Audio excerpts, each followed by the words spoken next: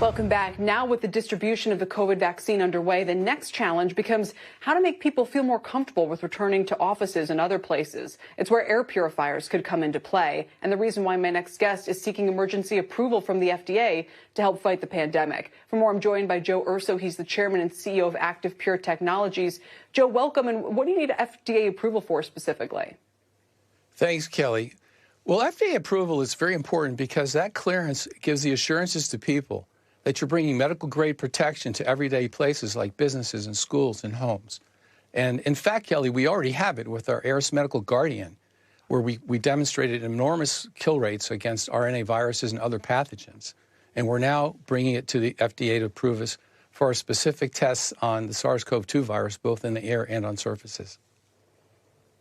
I'm reading your client list already is impressive. If it includes the Cleveland Clinic, MLB, universities, Mississippi State, state capitol buildings. So it would seem like word's getting around regardless, right?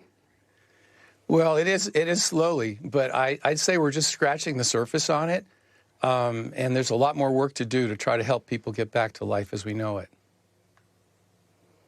What specifically does your air filter do? So for those of us who are concerned about going back into a restaurant, is it the kind of peace of mind where I say, okay, well, I'm okay going into a restaurant that has an air purifier in it, but I'm not with one that doesn't, for example. Is it that kind of get out of jail free card, or does it not quite, make things perfectly safe? I'm sure nothing can. Well, let's say this, it complements other solutions, but in a material way.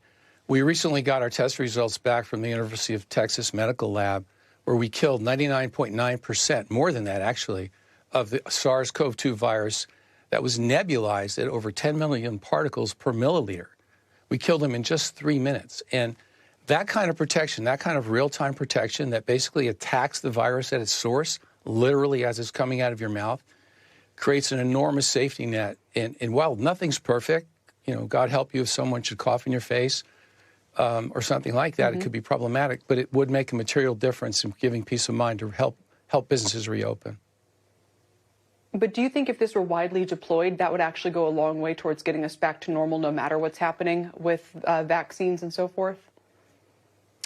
Well, I do. I really do. And I think what we're seeing, Kelly, right now, and working with government agencies and other major businesses, is that this type of solution has become almost an expected level of protection for patrons and their employees. So I do believe that this technology will, in fact, become ubiquitous over time, as people become more aware of, as we are now, of the risks that we have from airborne pathogenic diseases. I know. I'm thinking, you know what, maybe we should get one in our house. Look at your website. Joe, thanks for joining us to explain it. Really appreciate it. Thank you, sir. Thank you, Kelly. Joe Urso. The pandemic